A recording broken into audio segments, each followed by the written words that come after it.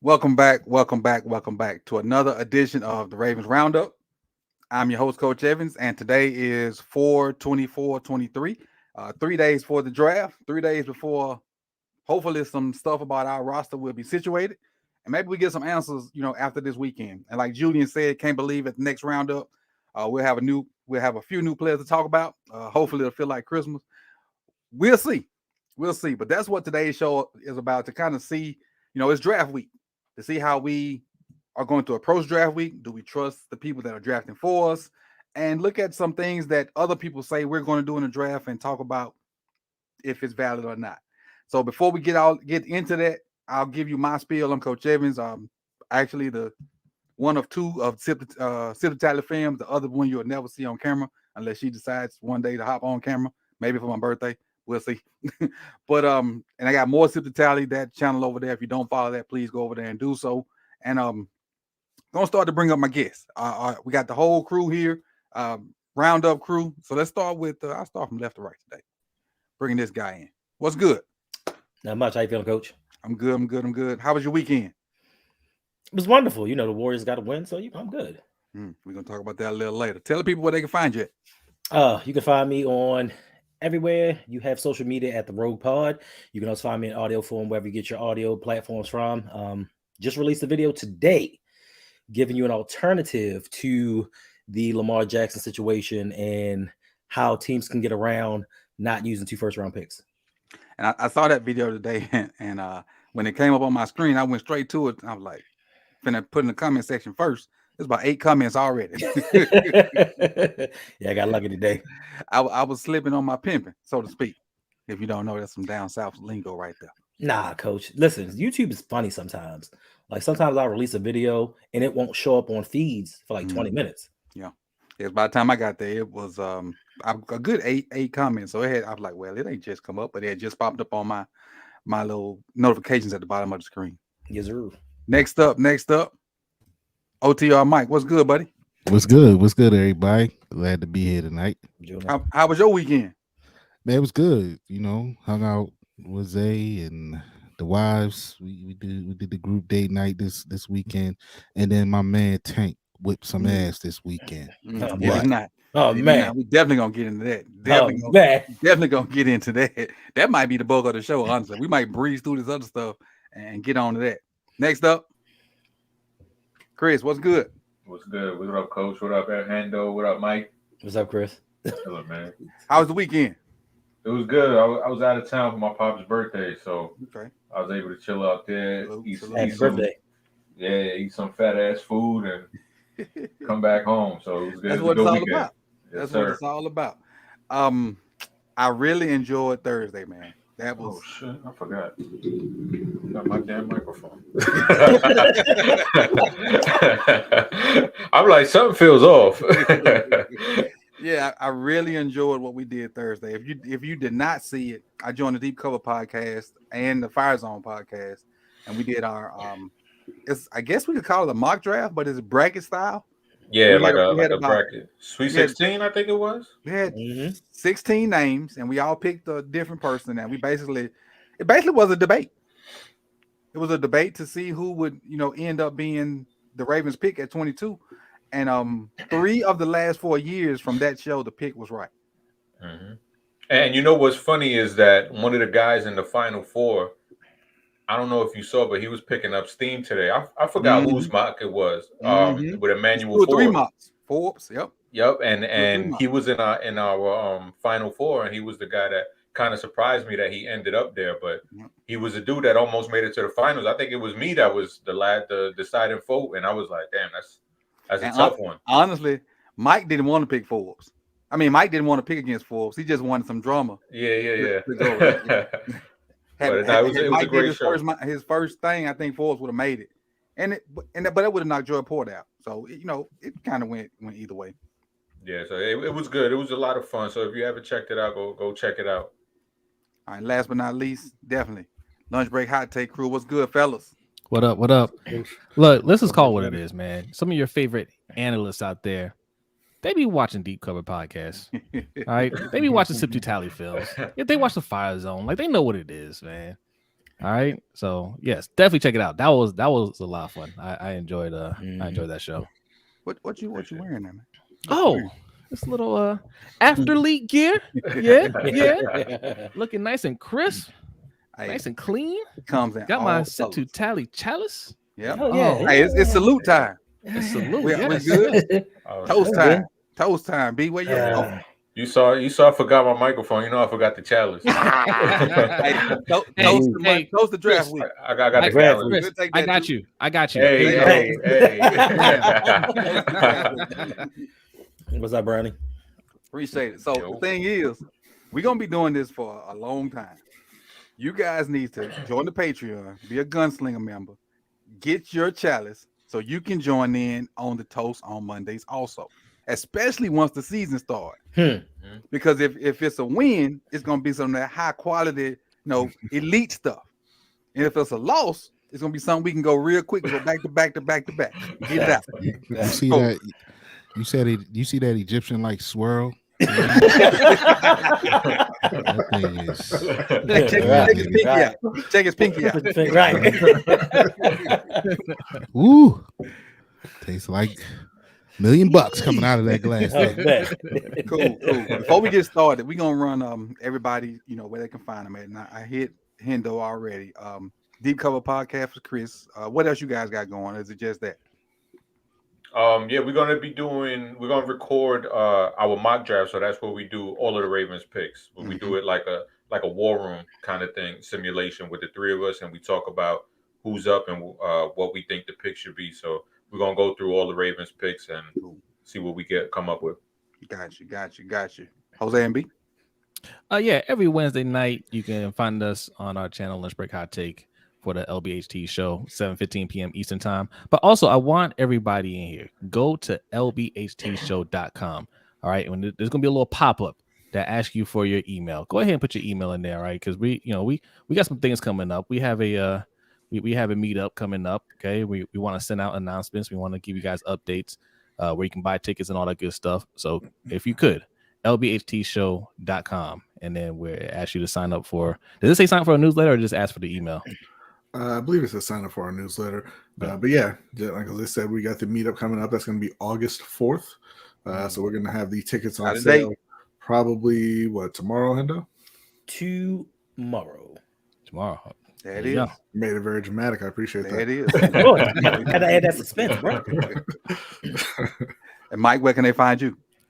And you can find me on Twitter at OTR_Mike. Fellas, help me out. I follow back. Unless you on that weird stuff. Hey, Ish. come on, man. We good. I appreciate the love, but some of y'all a little weird. But yeah, you can find me there on Twitter. And man, you can find me over here on YouTube on Open Mic with OTR Mike. I got an episode today that dropped today. It's about what we call the new NBA, man, and John Moran and the things that's been surrounding him, and is he the face of the league or not? So go over there, subscribe if you have not. I'm also 1/3 of Ring Kings podcast, where this weekend we went live to talk about Tank and the business that he handled this weekend. It's only the best boxing podcast on YouTube. If you are a casual fan, a lot of casual fans tuned in this weekend. Don't be afraid, man. The a lot of these other podcasts scare you away because you might not know what you're talking about, but that's okay. We welcome you in because we educate you about the sport of boxing. So go over there and subscribe as well. That's what I was going to say. You go to the Ring Kings podcast, ask questions. Yeah, ask questions. They gonna explain to you why. Well, we'll talk about that later. We'll talk about that later because I will give away what we're talking about. But let's get into the topics. Give me coach. Go ahead. Cool. You forgot something, Mike. Something brand new. Oh, the Patreon is live, man. So it's Patreon. Was it /backslash? Just / I'm new to this. One of them slashes. Yeah, one of them slashes. Open mic with OTR Mike, man. Join. I got some good stuff coming to my people that's joined. Shout out. I do want to take this opportunity because I haven't had a chance to go live yet. My man Brandon Bazel, shout out to him, man. He is literally my first Patreon.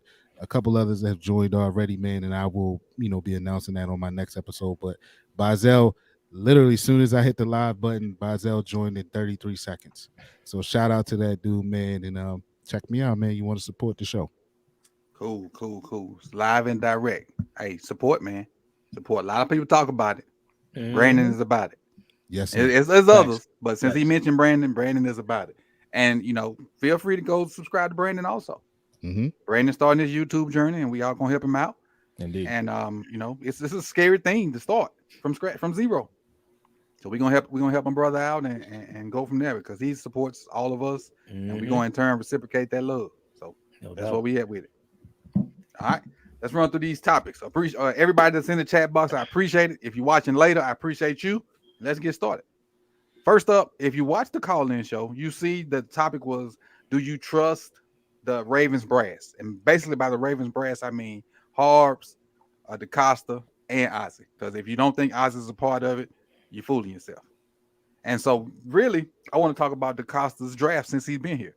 And let's talk about the picks and, what has come about them and, just really dissect his first, 4 drafts? First 4 drafts. So let me see. Get this up here like I want it. Y'all see the guy up there? We see Marquise. His first. That's a great one. It ain't working like I want it. Oh, because it's a what's called. That's right. It's an overlay. It's an overlay. It's an overlay.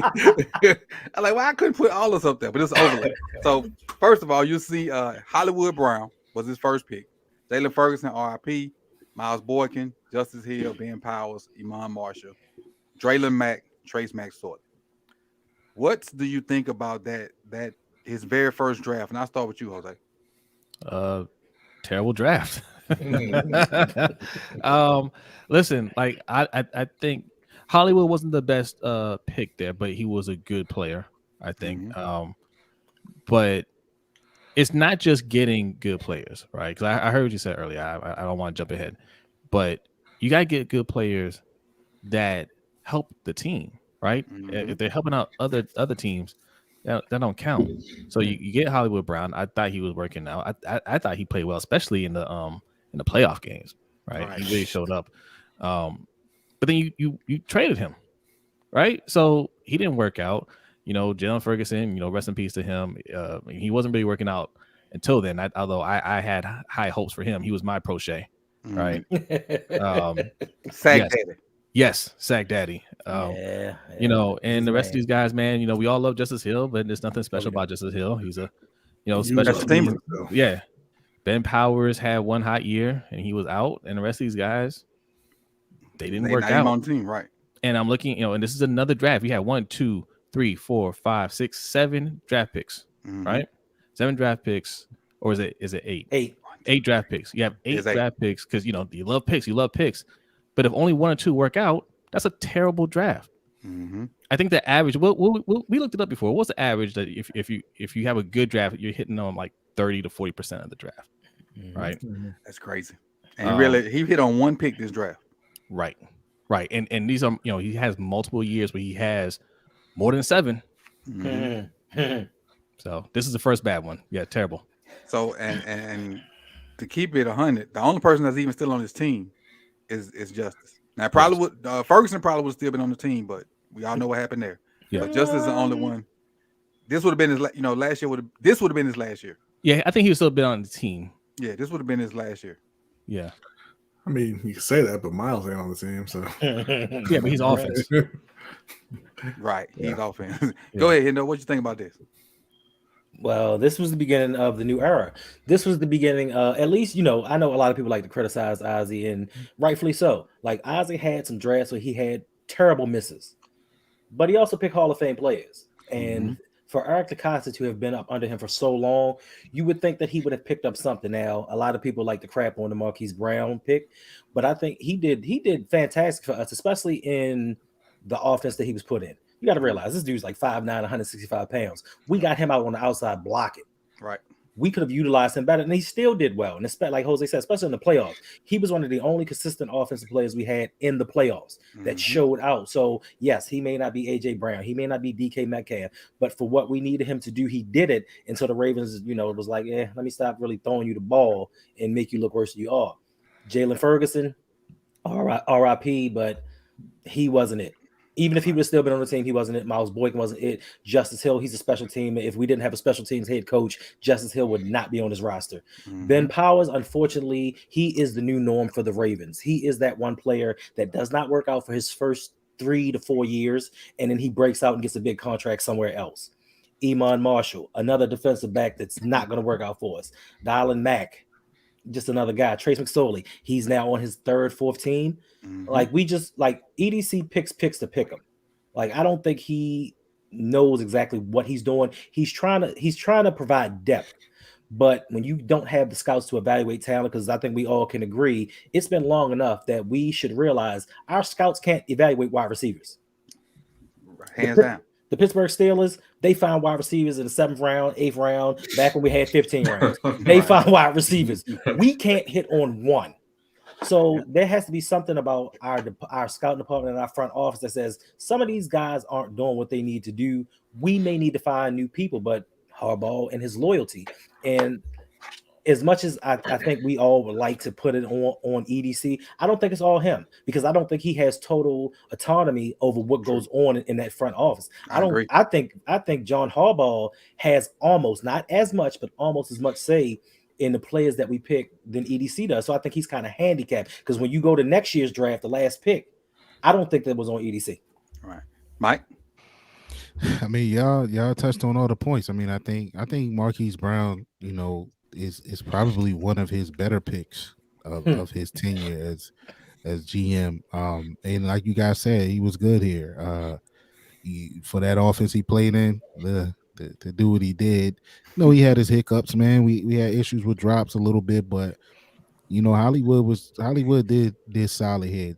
Jalen Ferguson, man, rest in peace. The sad thing about that is, man, it looked now, obviously looks can be deceiving, but it looks like he was going to come into the season and be solid, man. He was working out, he was doing extras, working with the coaches and stuff like that. So it's sad that we didn't get to see what he may have been going into this year.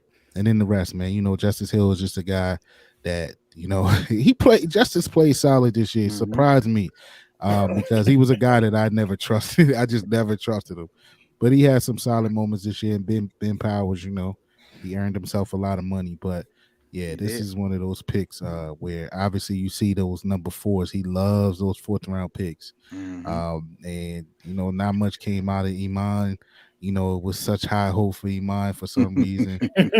Never got to see that either. So yeah, man, not too great, but I'll give him props on Hollywood here.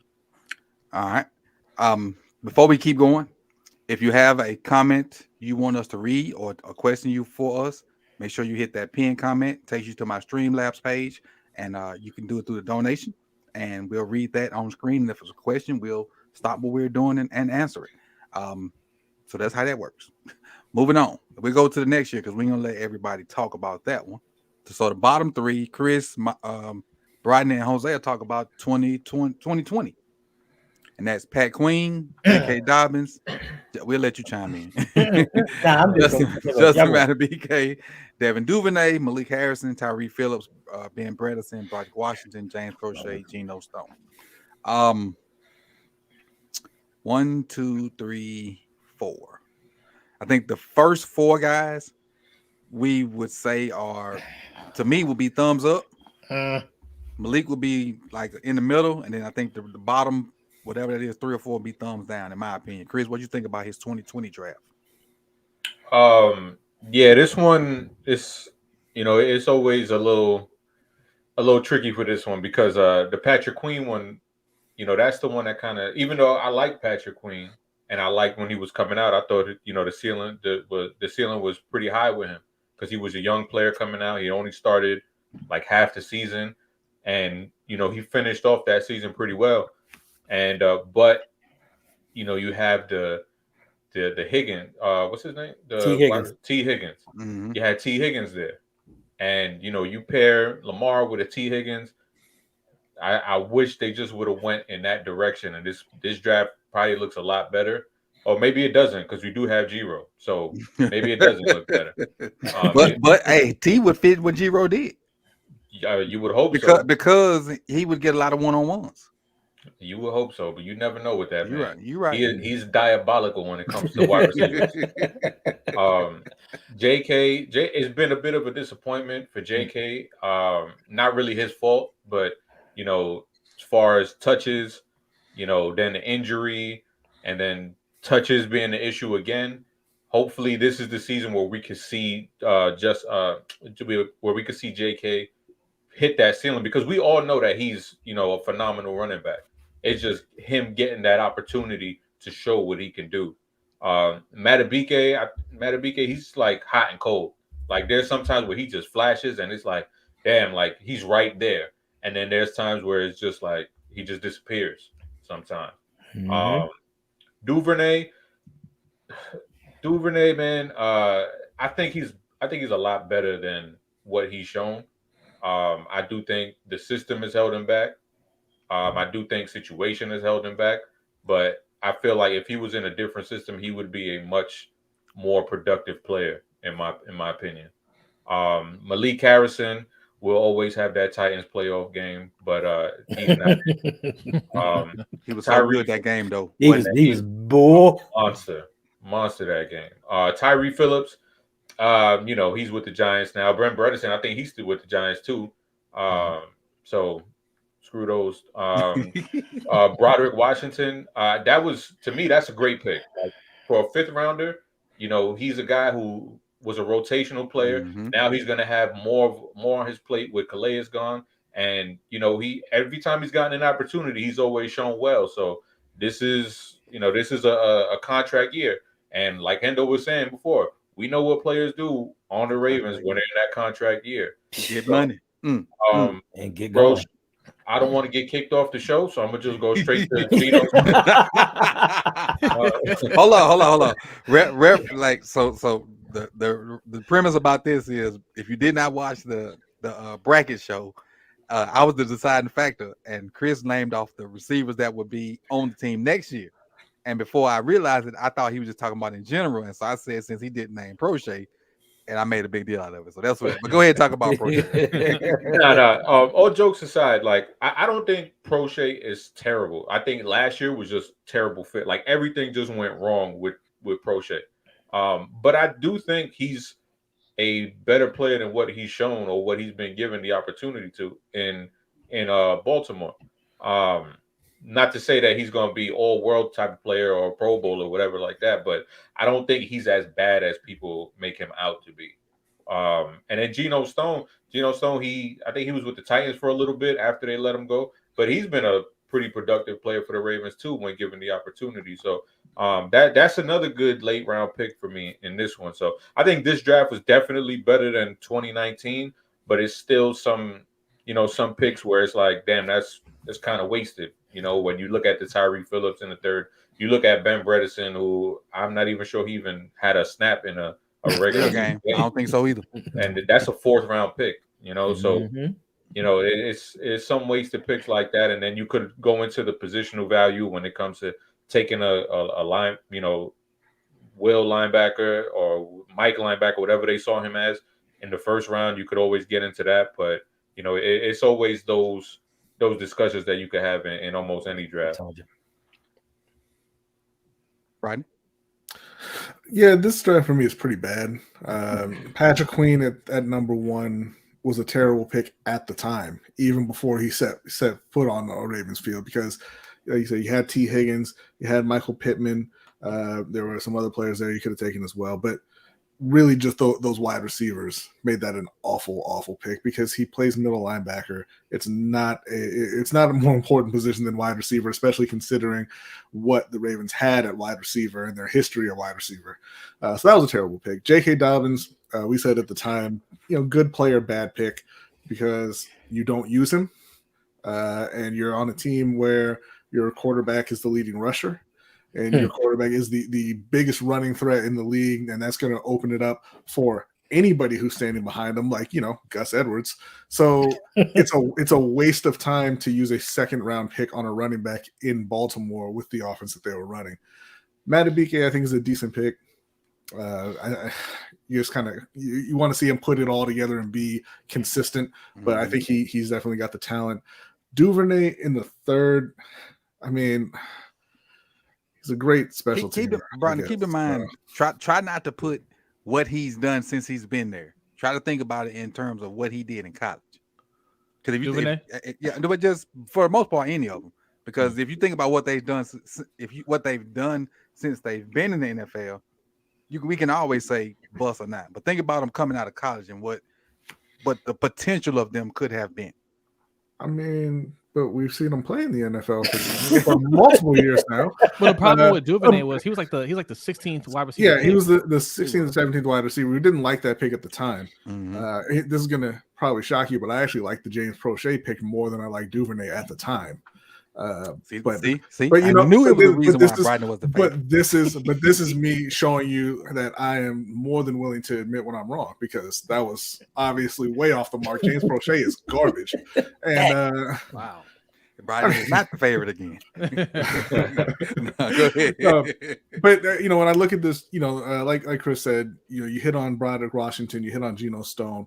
Those are good picks because they're late picks. You don't really expect to get anything from them. But the problem is you wasted so many early picks where you are supposed to get, contributors or difference makers.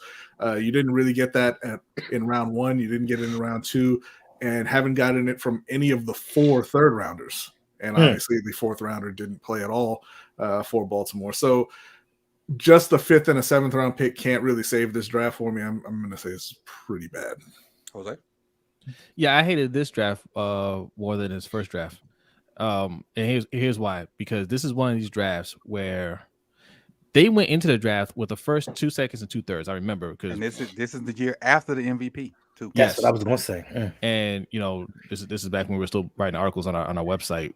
We wrote about this, and I said that this is a great opportunity. This is a great year to trade up, because you can package a first, a second, and a 3rd, and still have a 2nd and 3rd round pick to work with, and you can go get a Jerry Jeudy, a CD Lamb, because CD Lamb was within reach in this draft, but they decided we're going to trade back and get even more picks.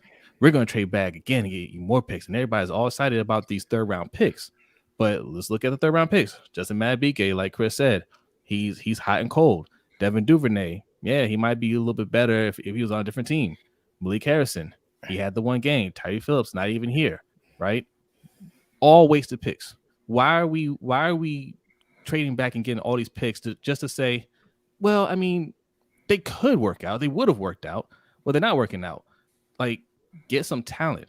J.K. Dobbins, I was excited about J.K. Dobbins. I think J.K. Dobbins is a very good running back. But at this point, EDC should have known that they're just not going to get all the usage out of him because they want to lean on Lamar for running.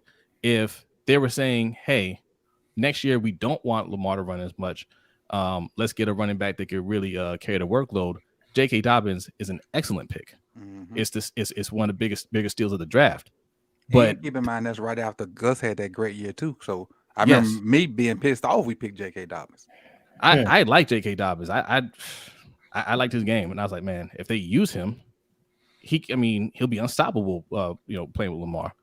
but they don't like using the running backs. They like using their quarterback. So that was a wasted pick. And of course, Patrick Queen. We didn't want the Ravens to go linebacker in the first round particularly because I like Malik Harrison, and I thought Malik Harrison would be there later on. And I figured, okay, we can just get a linebacker. We had LJ Fort. I like, LJ Fort was playing well, so we didn't need to go high at that position.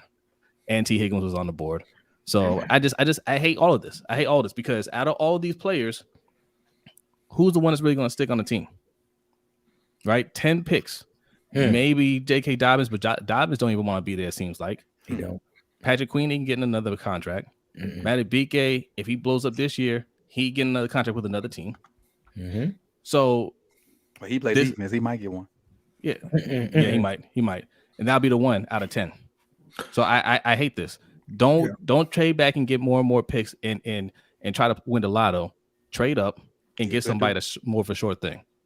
The thing I really hate about this draft too is that, like I said, you take the running back in the second round, which he's a very good player, right? But you're not utilizing him and all that, so it was a wasted pick to me. And you could have gone T. Higgins and Willie Gay in the second round, and you'd be much happier right now. Hendo, you seem like you wanted to chime in on this one. Go ahead and get a quick point about this one. I don't know. You already took the point, Coach. I was just gonna say, and the reason that I don't like this draft so much is because it comes right after Lamar's MVP season, which in turn you would think that the front office would say, "Hey, this is the time that we put weapons around him. We didn't think Lamar could pass like that, and he actually can. So let's get him some weapons." And I don't like to disagree with my brothers and all, but people keep saying if Devin Duvernay and James Prochet, were on another team, they'd be a little different opportunity. At the climate in 2020 and the way the teams were built, they wouldn't be on any rosters if they were on other teams. The Ravens and maybe one other team are the only teams that they would stick around with. Who, Duvernay? Yeah. Nah, Duvernay has shown flashes. He could get on with another team. Right. No. My point is, if he'd had a training camp with another team that actually had 1, 2, 3 wide receivers, he wouldn't have got those opportunities. I don't know. I think he could be in the mix. He would make it just as a returner. But right. Yeah, he wouldn't be playing he wouldn't have gotten a featured season as the number 2 wide receiver. No. Just to piggyback off that point about JK, and we all know JK's only had at most 16 carries in the game. 17. His his junior season at Ohio State, 301 carries, 2,003 yards. That what other definition of workhorse is there for you? Right. And we all know, and I hate to say it because we're basically running kids in the ground, but at a running back position, you probably got about 3-4 years out of it, unless you're a special dude. Feed him the rock. Let him get his worth. Let him get his money early, because you're probably not gonna give him a second contract because he's probably gonna be done, not serviceable. Cause look at Zeke. Zeke got the second contract and ain't been crap since. So go ahead, give them their carries while they're young, while they still can handle it, and be done with it. Yeah. But I guess we trying to save him, and it really seems like, and y'all correct me if y'all don't feel the same way you say it. It seems like people start to get their numbers, and we start to flatten them out so we can keep them on the team for a lower price. Coach, you saw that with Hollywood last year. Hollywood was on pace to have over 100 catches and 1,500 yards. And then afterwards, after a while, you just started seeing him throw him bubble screens, 5-yard routes. He's doing little hitches. Yeah. You know what I'm saying? You could tell that they were definitely trying to phase him out because they didn't want him to up his price if they were going to keep him. I mean, they do it all the time. Yeah. I mean, you had Hollywood and you traded him and didn't replace him right before you were trying to sign Lamar. What you mean they didn't replace him? They got Isaiah Likely. Charlie Cole. No, that was the replacement for Mark Andrews, is what I heard. Let's go to 2021. I go Hendo, Chris, and Jose for this one. Oh, okay. I like the Rashad Bateman. I like the Rashad Bateman pick. That was the guy that I was hoping they would get. I know a lot of people were high on Terrace Marshall Jr. And I was just praying we didn't get that dude. But once again, this is kind of similar to an extent to the J.K. Dobbins. He has all the potential. I think he can be that guy that we need him to be. He just has to stay healthy. Like he came into his rookie season hurt. Odafe Owe, wasted draft pick to me. This was a draft where we let Orlando Brown Jr. go, and we picked up a first-round pick, but we also gave up a high second-round pick. Like, that's the thing that I didn't understand. We give you a left tackle and a high second round pick to get a first round pick to move up back essentially like 8 or 9 spots. Like, to me, that's when I started to really realize maybe EDC doesn't know what he's really doing. Because if you look at this draft, we didn't find a replacement for Orlando Brown. And that's why we had to end up going with Villanueva. And we see how that turned out. Ben Cleveland, once again, the Baltimore Ravens are a height, weight, speed team. That's all they seem to care about. And they saw wait. Height, weight, speed, conditioning test. Condition test. Right. That's not with this pick. Yeah. No, I'm saying that's why he didn't play last year. Yeah. If you think, look at it. He didn't pass condition test when he got here for a minute. And then the one game where he had to play because Zyler was out. Right. JK come and do what he did behind Ben Cleveland. Yep. And he go right back to the bench. Yeah. So hopefully this will be his breakout year. Brandon Stevens. I know I'm hard on Brandon Stevens, but I put a lot of this on EDC. For one, you shouldn't have drafted him in the 3rd round because 3rd round picks do have high expectations. Secondly, with the Ravens, they draft players and play them out of position. You don't know if you want to put this kid at cornerback, safety, moving back to cornerback. Now he has to learn many positions where you as a franchise knew he played running back his first 2 years in college. Then switched over to defense. So you know he's inexperienced. Now you want to move him around and have him do so many other things. If that's the case with these projects, you need to draft them later on and in later rounds. If you want to play around and have them learn new positions, move them back because apparently they're not that talented. Tylan Wallace, another wide receiver that's a waste. Now I know he led CFB in contested catches during his last year of college. But once again, how many 5'9", 5'10", 5'11" wide receivers do we have that supposed to get all these jump balls? Sean Wade, we got to do the cornerback thing more than once in the draft, and he was just a wasted pick that didn't even make it to training camp. Dalen Hayes, I ain't gonna lie, I don't like Notre Dame, but I was pulling for Dalen Hayes. Me too, I like that kid. Me too. I was too. And somehow, he was down on Monument Street and got a mysterious injury and didn't make it out. Is Monument Street a bad part? Yeah, it's not the cleanest on neighborhood. he was hanging around down there. Something happened. He got a mysterious injury, and now we injury designated him off the roster. And this is the draft that I was talking about, where it just totally threw me for a loop and shows you this organization just does what they want to do. You took in the 5th round Ben Mason, a fullback, when you had Pat Ricard on your roster, paying him all that money. Like, sometimes the things that they do, it just befuddles me. Like, y'all just playing with us. Right. And I think what they're trying to do is they're trying to let the fan base know we're not serious. We're not serious about winning. Look at the picks that we're picking. We cannot possibly be serious about winning. Crazy. Chris? Yeah, I'm gonna just start with that last one. That shit it didn't make sense. Doesn't make sense now. Like, it was just dumb. Like, it's a fullback. Like, it's a traditional fullback. It's not even like a Kyle Juszczyk type. Thanks.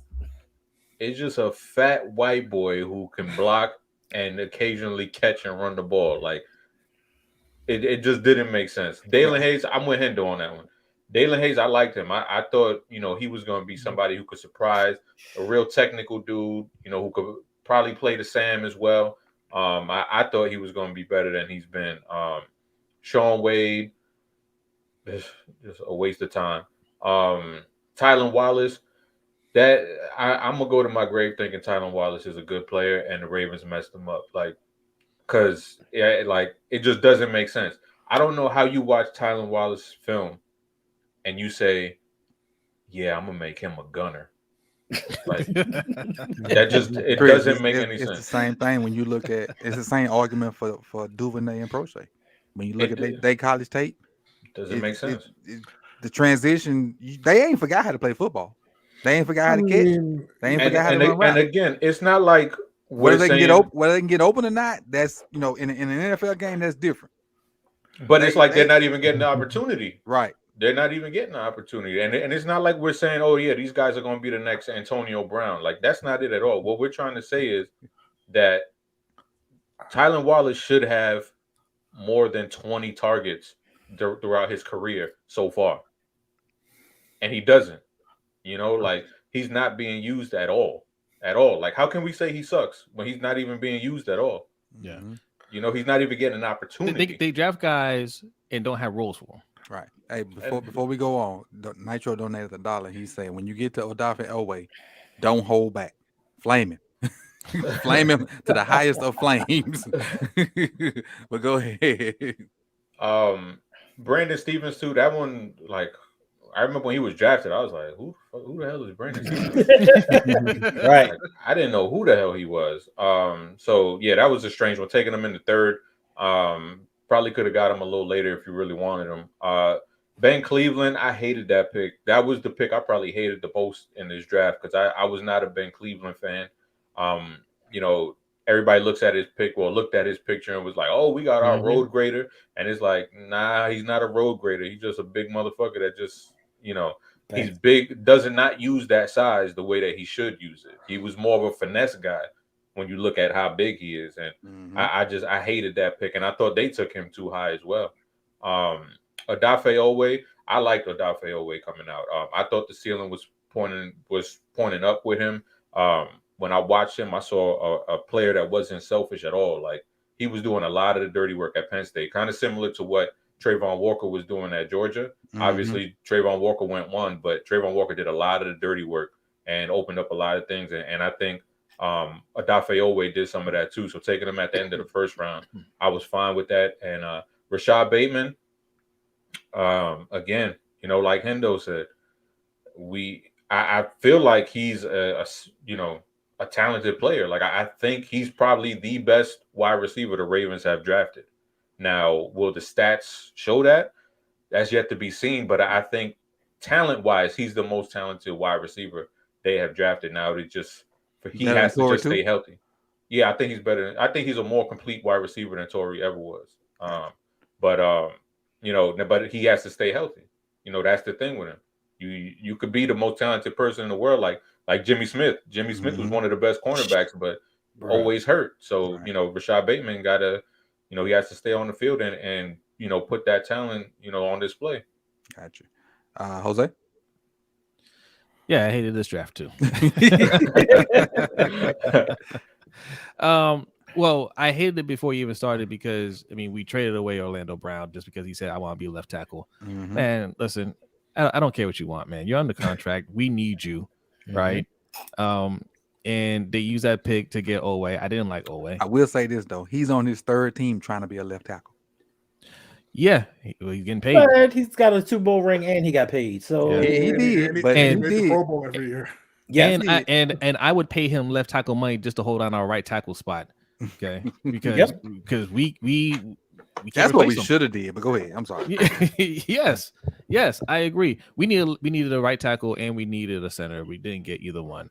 This is one of the worst O lines I had ever seen. Watching the Ravens play. So I didn't like the Oweh pick at all. Ben Cleveland didn't really care for that pick either. Brandon Stevens, didn't he play running back in college? Yep. Yes. Right. You get him in the third round. This is a trend. If you look at these last couple of drafts, last few drafts, we're getting players that are developmental high, right? Because even with Oweh, he's a little raw. He needs a little time to develop. So why are you picking him in last year? Right. Why are you picking him in the first round then? Right. Give him time. You don't have time. You're a first round pick, and you got rid of Judon and Yannick Ngakoue for him. So he needs to produce now, not later. Right. Tylan Wallace, I felt good about Tylan Wallace too. I thought he was going to produce more than he has. But again, I think this is one of these things where on a different team, he'd be a better fit. But why are we getting players that you don't have a role for? And Shaun Wade and Ben Mason, I don't even know why we wasted time because Shaun Wade, I don't even think he made it through camp before we trade him to trade him. Yeah. Correct. So why'd you draft him? Ben Mason. Hey, look. Why'd you draft him? You cut him? Honestly, Shaun Wade's on one of my kids' highlight tape from high school when he was at Trinity Christian. He was playing corner and we ran a slant out. He jumped, him and the slot person jumped out. Yeah. We called the slant for like 8 yards and power drived it in 3 plays later and beat the number 2 team. Yeah. Because of his mistake. See. And Dalen Hayes, I felt good about Dalen Hayes too. I liked him in preseason actually, but yeah, just didn't work out.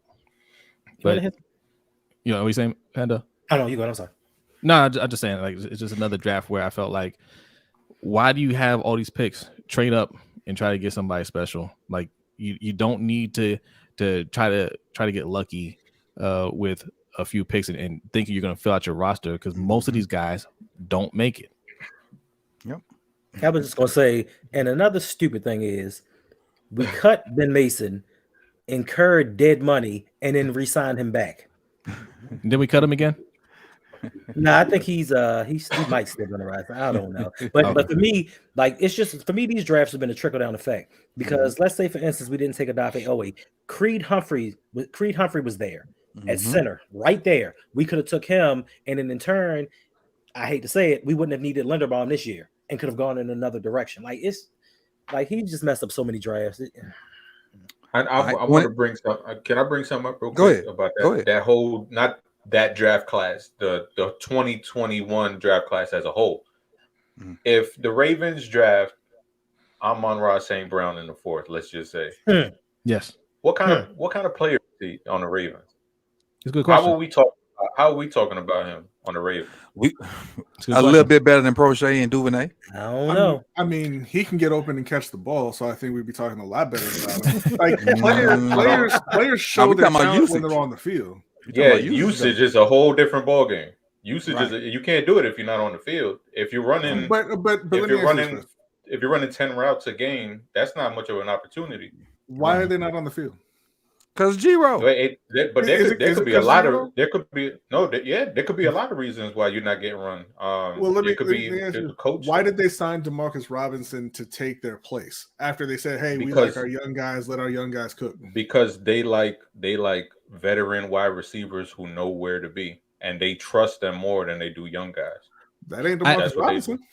I think so. I think it was for them because look, they signed Sammy Watkins. They signed Sammy Watkins twice. Right. Twice they signed Sammy Watkins, and it's like their coaches are comfortable with players who are robots, especially this coaching staff. They want to know that all right, you're going to be here and not freelance or do anything like that. But I think this is the problem. Sammy Watkins that way. Sammy Watkins, cult leader. But honestly, Sammy Watkins, I would have punched him in the jaw after the Miami game. Oh man. But I think their arguments, Coach, are that's exactly why I hate all these drafts, right? Because you keep wanting to fill your team with players that the coaching staff doesn't want and is not going to play them. But don't waste part of the coaching staff picking them, Jose. Well, you're the because GM. That being Mason pick. I would go to like Chris. I would go to my grave saying that is not an EDC pick. That being Mason pick. Me too. Listen, I don't accept that excuse. Right? You're EDC. You're EDC. You're a GM. You were highly sought after by a lot of teams. Should have gone. So you say? No, he was. He was. There's a lot because the Jets asked to interview him twice. He declined. The Jags like 3 times. The Jags, Titans. Yeah. Over the years, he's gotten many requests. So if you're going to stay with the Ravens, you gotta let them know, hey, I call the shots. That's the only way I'm staying. I can go anywhere I want. And if look at that dude on the screen. Yeah, that's a creepy picture. Yeah, creepy ass picture. But that's you think he finna go in the meeting and say that? Listen, that's on him. Okay, you don't closed mouths don't get fed, right? So that's his problem for not speaking up. But what he should have been doing is either telling Bisciotti, Harbaugh got to go. We're going in 2 different directions. I can't go forward with Harbaugh. Or you say, all right, Harbaugh don't like playing rookies. We're going to condense these picks. I'm going to trade up and get the best talent that I can. You know, I might get or trade the picks or trade them for players, for established guys. Exactly. Yeah. But trading back and trying to get 10, 11 picks and patting yourself on the back because 1 or 2 work out, that's a joke. You're wasting everybody's time. Yep. I ain't even gonna lie, man. I like the Sean Wade pick. I'm like, man, we got Sean Wade in the 5th round. Now, don't get it twisted. I guess he came out his junior year. Whatever year he came out, his tape the year before that was much beast, right? His sophomore year because they used him as a slot corner, and then the last year they used him outside, and he was getting cooked. He was getting cooked, but I'm like, all right, man, for the 5th round pick, oh, that might not be a bad pick, and he damn sure let me down. So Yeah. Cat ain't make it through training camp. Matter of fact, Mike, it's on you for 2022. Uh-oh. I mean, man, 2022. I guess we would like to hope this will end up being his best draft. I mean, not including this one that's coming Thursday. How many picks is this? 1, 2, 3, 4, 11. 5, 6, 11. 7, 8, 9, 11. Damn, go ahead. And for those, and so you started with 7 picks, 8 picks, Hold on, we'll go back. We'll go 10 back real picks. Okay, quick. We'll go back real quick. it's 25 1, to this 2, point. 3, 4, 5, 6, 7. That's 8. Mm-hmm. 9, 10, 11, 12, 13, 14, 15, 16, 17, 18, Mm-hmm. 19, 20, 21, 22, 23, 24, 25, 26. 26 plus 11 is what? 37. 37. All right. Yeah, and I this was the draft that I was upset with them. This is the one where I thought, because we had 92 fourth round picks, I thought in 2 first round picks, I thought that for sure we would package some deal and move up to get a guy that we really, really wanted. And we didn't do that. And this was so I was disappointed the way this draft ended up, because I just wanted to see them be aggressive for once. Like, man, covet somebody that you want, go up and get them, right? Kyle Hamilton pick, that was supposedly a value pick. He fell there, and like some people had him coming off the board sooner than that. Lindenbaugh ended up working out. Both of those guys, for the most part, worked out.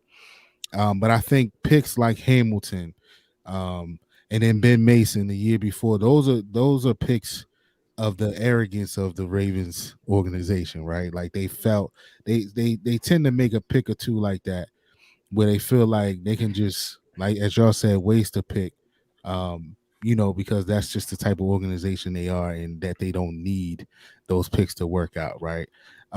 But I was highly disappointed here, but I do like a lot of guys. I like the potential of this list. I like Hamilton, as I said, Lindenbaum. Y'all know Travis Jones is my guy. I think Falele showed he showed some moments here and there. I think Likely showed some moments here and there. We don't know what we're gonna get out of Kolar. Hopefully it's something. Jordan Stout, the 4th round pick, is still a little for me. But yeah, I think the jury's still out on this group. But Ojabo, I think when you got him in the 2nd round, I know a lot of people didn't like it, but there was talks that he was going to be a top 15 pick before he got hurt. So if he pans out, this will end up being a great pick at this point. But the jury's still out. Solid draft here, but I would have liked to see them be way more aggressive and move up and get a guy, a world beater, somebody that we know going to do their thing for sure. Rodney? I mean, I don't have a whole lot to say about this particular draft thing, as it's only the 1 year. Mm-hmm. The 2nd round pick hasn't played at all. I think Kyle Hamilton is a very good player. I think Tyler Lindenbaum did a great job. Travis Jones, I mean, we'll see what he has over the next couple of years. I always Lele pick, but obviously he hasn't played much. I thought he did an admirable job when they put him at left tackle for some unknown reason. The rest of the class, I mean, we'll have to wait and see. Isaiah Likely looks like he can be a pretty solid tight end too. Mm-hmm. I don't know why the hell you picked a punter in the 4th round, but I don't know why the hell you picked another tight end in the 4th round either. I actually picked that one first. Yeah, that's a trend with Baltimore also, right? Getting the better tight end second. They've done that 3 times now. But yeah, I'll say it's promising, but most drafts look promising after a year. Yeah, because you're always optimistic and you take whatever plays you see and kind of project that forward. Oh, he ran for 10 yards. He's going to do that 50 times next year. It doesn't really pan out like that. But after a year, most drafts look, at least somewhat, good.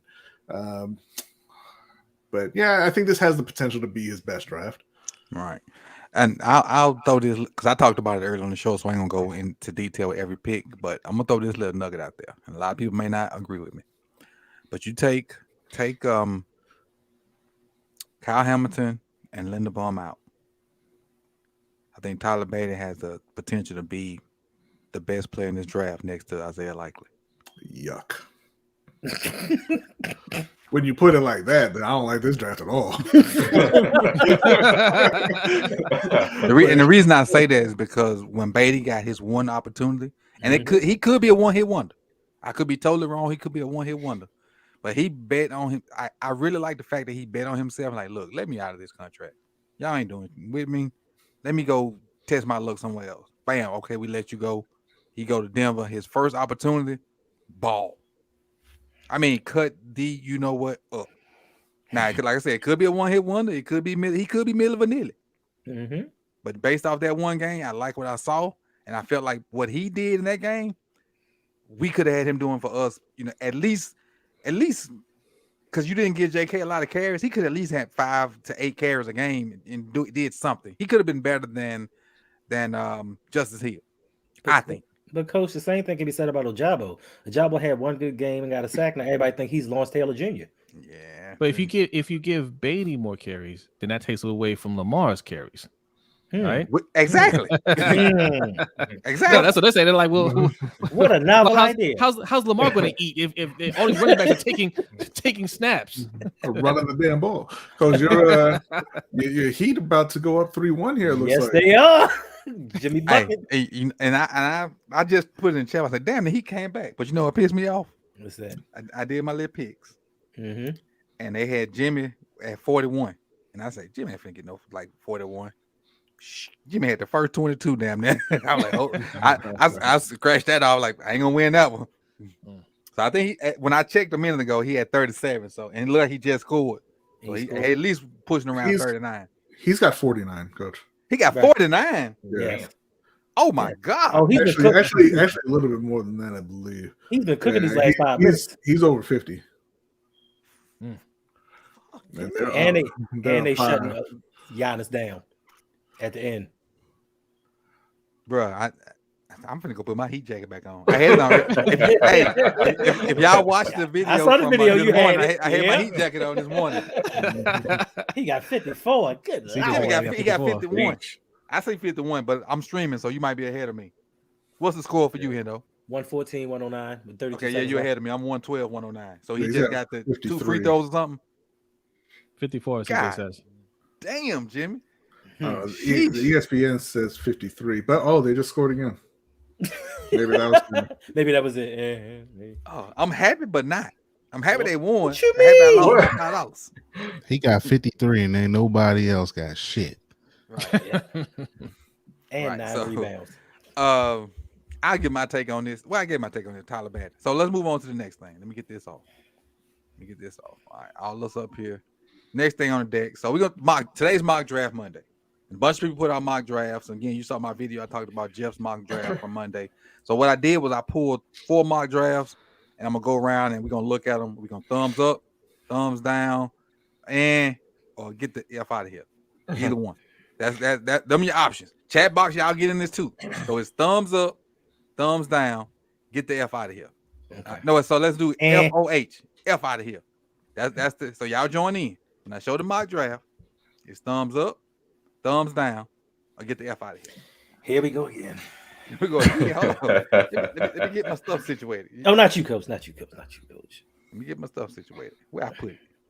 I don't even know where I put it now. See, I had it pulled up and I hit the wrong button. When we were talking about Jim, I hit the X button. Hey, no, you funny as hell. I had it queued up and ready to go. Somehow it always comes back to me. What you doing, though? Nothing, coach. I gotta go figure it out. See, they talking in code. I don't know what's going on. We got 55 seconds to get this done, coach. Like, we gotta get out of here. That's why I heard. Joe, it is 10:03. Listen, you start talking and then the time just flies by. Yeah, but the Lakers about to start though, so I gotta go. Nobody cares. A whole lot of people care. There we go. All right. So Jeff's the Rebix mock, which is the one I talked about on stream. Second round, he had trades in it. The other ones didn't. But this one had trades in it. Huh? Where's the That's what first? I'm saying. He traded the first. All right, I already hate this. He traded the Thumbs first. He traded the first to get that second and that third. He traded the first. So my personally thumbs up because the guy he got in the second is a guy I would pick at 22. Is Emmanuel Forbes. So for me, it's thumbs up. Emmanuel Forbes. He got Emmanuel Forbes, Jonathan Mingo, which are the two dudes I love in this draft. Who's Forbes? He's a cornerback from Mississippi State. Okay. He's ran a 4.3, 14 interceptions, 6 pick sixes, but he's 166. Jonathan Mingo is a guy I like from Ole Miss. He's a D, not D Hop. What's that boy name? AJ Brown clone. And Chandler Zavala, I got introduced today. Chris, did you watch a lot of Iggy film last year? I did. Yeah, that was his Zavala was the guard with Iggy. Yep. And then Byron Young, which is I think I kind of found part of the formula to how the Ravens pick edge guys, and it's that 3-cone. Because even in Jeff's article, he mentioned Owe and he mentioned Tyus Bowser.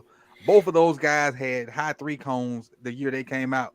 And Byron Young was in top 5 of 3-cones for this year. If you watch my video on Most of the Tally about the 3-cone drill as it relates to sacks. So for me, this draft is a 2 thumbs up. What about you, Hendo? You got McIntosh that played at UGA and Stetson Bennett. I don't know much about the Bowling Green kid, but go ahead. Okay. I like the Jonathan Mingo pick, but I'm gonna give this draft a FOH. Get out of here with this bull. Listen, we just highlighted over the last 4 years, we've had 37 draft picks. We're trading back to acquire more draft picks. You can only have a 53-man roster. I mean, how many of these draft picks do you actually think are going to hit and stick on this team? So now we're just going through the motions and picking up players. But more importantly, what upsets me is why do we keep prioritizing cornerback? Oh, yes, we signed Odell. I'm extremely happy about that one, but we still need more wide receivers. It is a 1-year deal. So we don't know if Jonathan Mingo said now. Okay. Why didn't we get a wide receiver in the first and second round? Because Odell, you got a first round wide receiver sitting right there in the 3rd round. So we got another Travis Jones. We got another first round. Baltimore the only team that got like 5 first rounders in every draft. I didn't hear you, Brodney. I said Baltimore the only team to get like 5 first rounders in every draft. It's amazing. 3rd round. It's amazing. That's what I heard. You got 3 first rounders last year, right? Right. Hey, allegedly. Rest of the chat box, y'all must have. We got 4. I see 2 people. I'm gonna let you finish the cooking here. We got 2 people that follow directions. Thumbs up, thumbs down, F out of here. Hendo said I gave it 2 thumbs up. Hendo said F out of here. You through, Hendo? I don't want to cut you off. I'm good. Mike. Man, the Stetson Bennett pick is 3 thumbs up for me. Yeah.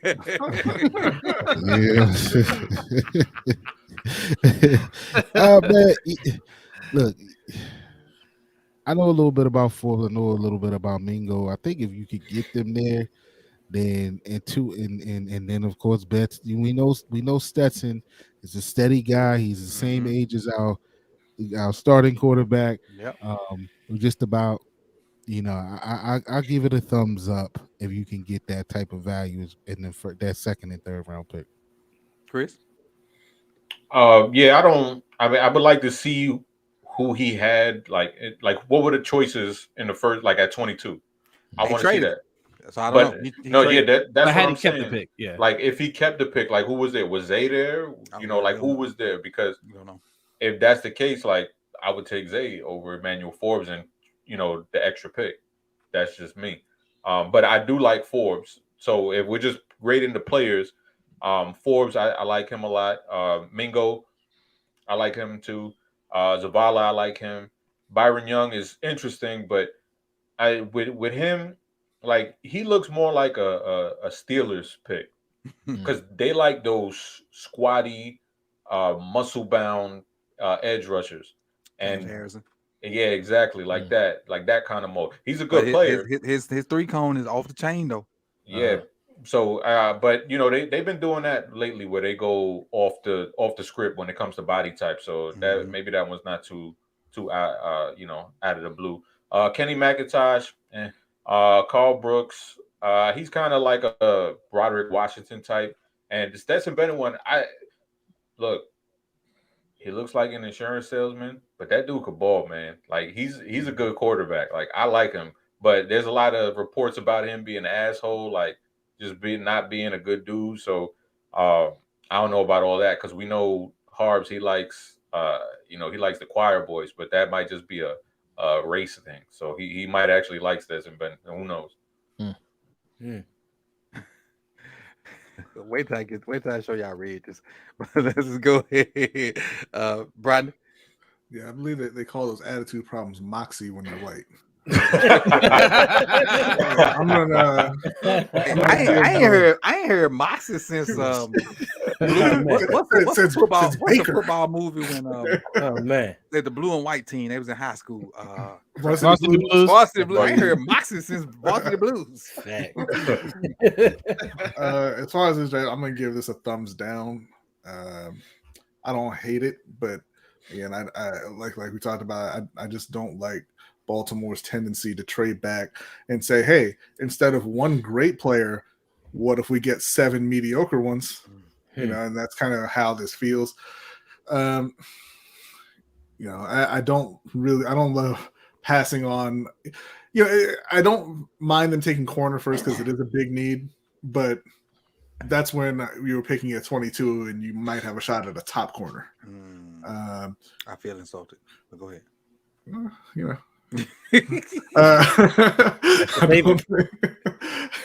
I think that, you know, rather than Mingo, maybe trade that pick for Hopkins. I don't know. Like, I think there's better options with all of these picks. And again, I don't like the trading back because it's a constant thing in Baltimore. Let's trade back and actively avoid getting great players. Gotcha. Chris, did I skip you? No, I just went. Okay. I just want to make sure. Mikey, did you go? Yeah, Mikey went. It's on you now, Jose. Yeah, FOH all the way, man. Like, had you not done this 37 times previously, I would be like, okay, fine. I'm cool with it. But how many times are you going to do this and it not works out for your team before you get the hint, maybe we should go the opposite way? Right? Like, I mean, look, I'm not going to pretend I know all these guys, but I can tell you this, from rounds 4 on down, it's not going to work. Right. Right. 3, rounds 3, they'll hang around. They may not work out, but they'll hang around, So, Forbes might have a shot here. Jonathan Mingo, yeah, we might like him now, but then we'll be looking at him like Miles Boykin a year later. Like, we get guys that, yeah, they got good college tape. They might have good talent, and for whatever reason, they're not getting opportunities. Even with some of these defensive players, we know this is a defensive team. These young guys don't get on the field. And Stetson Bennett, I really hate that pick. I mean, yeah, he can play. What's he going to do for this team, right? If we keep Lamar and we got Tyler Huntley, what's his role here? Also, he can't play. So,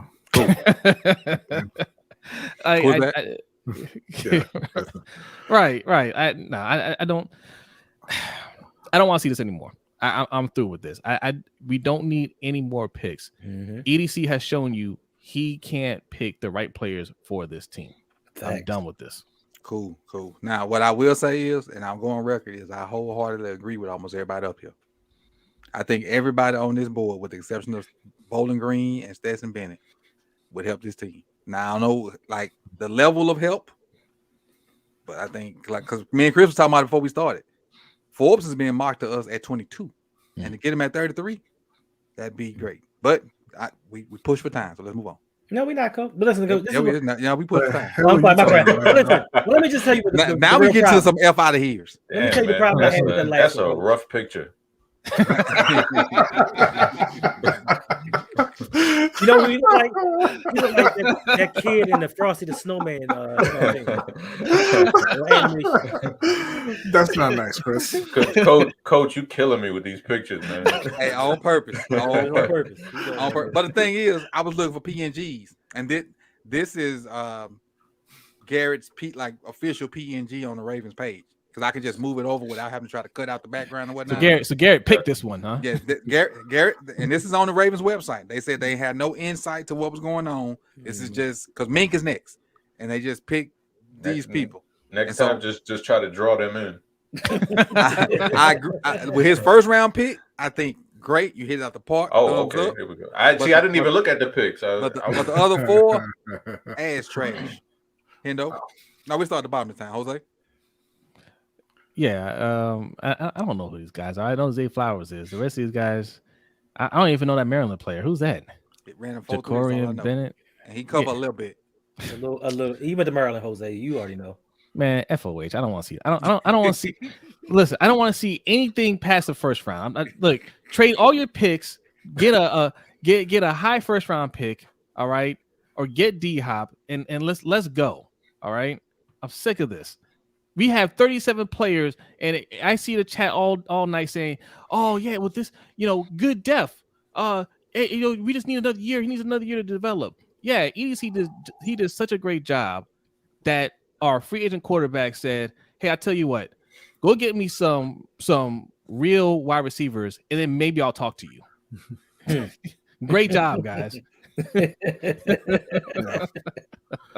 It's funny because that's what people do say about these drafts. Hey, these guys are depth. They're the deepest team in the league, but when that depth has to play, y'all say you better draft a corner in the first round. Thanks. Right? Nobody likes seeing that depth on the field. Yep. I'm with Jose on this one. I'm gonna say F out of here to Garrett. That first pick is fine. That's it.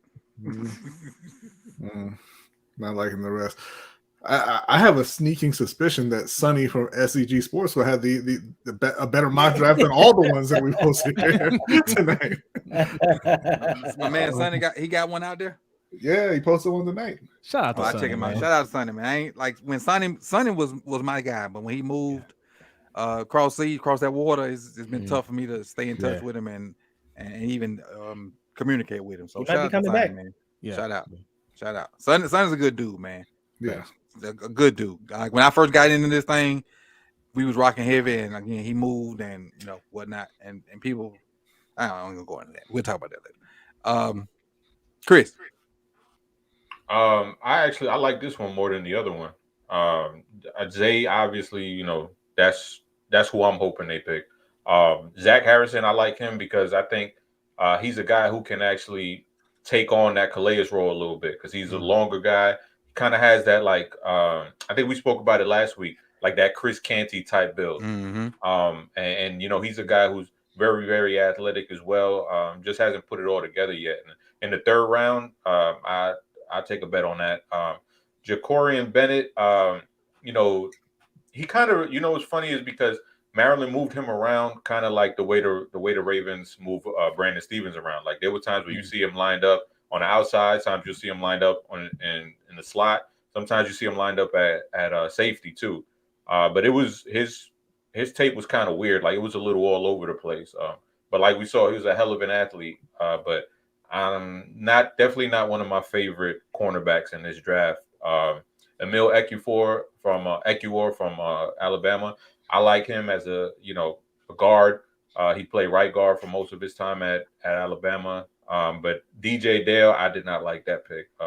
I'm not a big Dale fan. He's one of them lazy fat boys in the middle. Just doesn't move. Doesn't have a lot typical of Bama dude, old school. Think that you're gonna play football in a box. Yeah, like Brandon Williams. He would be great if we were running the Remember the Titans team, but not now. So Chris, do you think Emil? I'm sorry. Do you think Emil could play left guard? I mean, he's only played right guard, so I don't I can't say yeah for sure, but he's only played right guard. But I feel like at some point he had to have taken some snaps, like whether it be practice or even at the Senior Bowl at left guard, just to get a look there. Yeah, throwback and this is from the draft before. The guard from Clemson has played every position on the O line. Go ahead, Mike. Simpson? No, let me see. What's his name? You mean from NC State? From NC State. I'm sorry, I said Clemson. My bad. From NC State. Zavala has played every position on the O line. He got a good interview with Brent Coleman. That's good. They kind of talked about the stuff they do. But okay, Mike.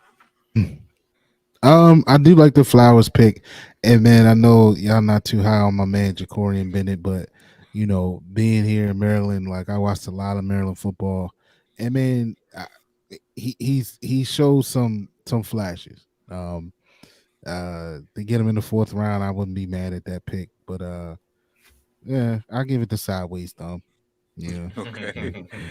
I'm gonna get us a thumbs down. I can appreciate the Zay Flowers pick, but for me, This is a draft that actually shows somewhat that they're looking at the team because we need pass rush. We need a guard. Now, the reason I didn't like the last draft was because all I heard people say all offseason was this is a cornerback heavy draft. And if it's a cornerback heavy draft, why do we have to keep going in the first and second round and getting one?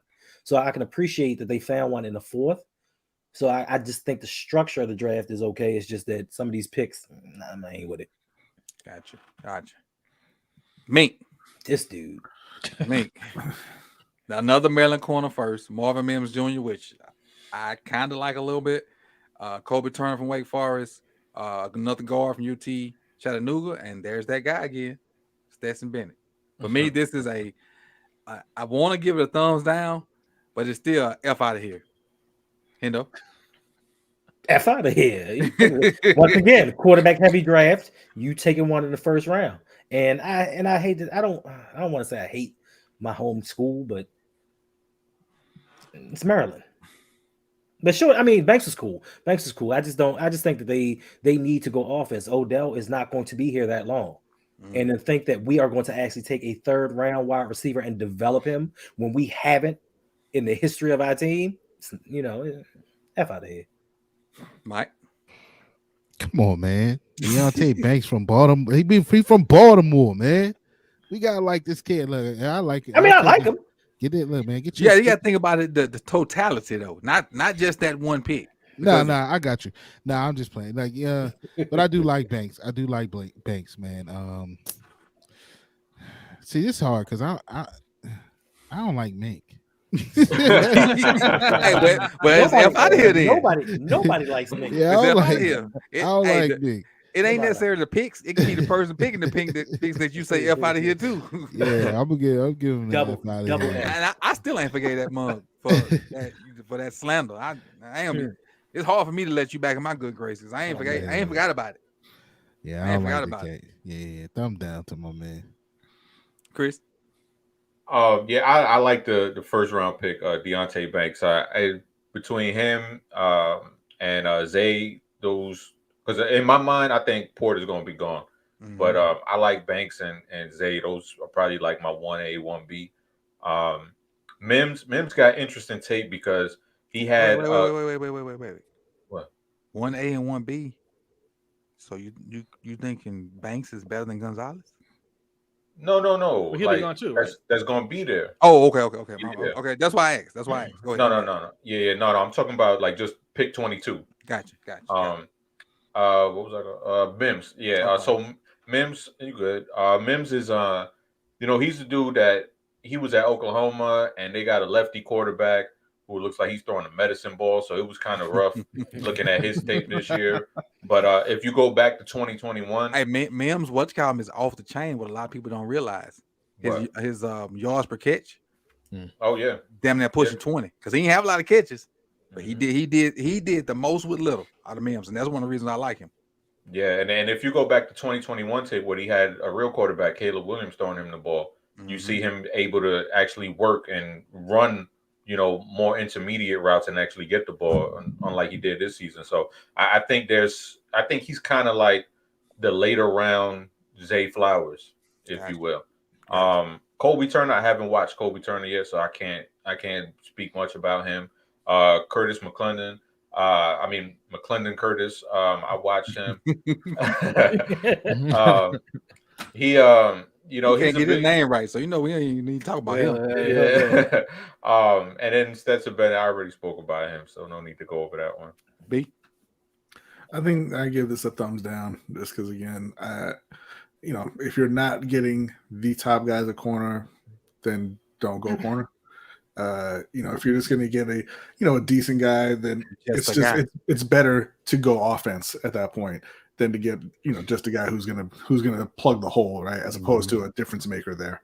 Marvin Mims, I mentioned Sonny's draft, and part of why I like Sonny's draft was because he got Marvin Mims later, and he took he traded the first round pick and got DeAndre Hopkins, and then came back and got Marvin Mims later. Now, if you just get Marvin Mims, it changes the proposition a little bit. I believe Hendo said, I don't know why you would trust Baltimore to do anything with a receiver who didn't just have the skills already. Right. And outside of that, I hate the Stetson Bennett pick. Like, you've got 2 quarterbacks on the roster already. Presumably, you're getting the third back. And if this is your answer to not getting the third back, then it's even worse, right? Exactly. And you better not be cutting Anthony Brown for Stetson Bennett. Not AB, Jose. So I'm gonna be nice, man. I'm gonna give him a thumbs down.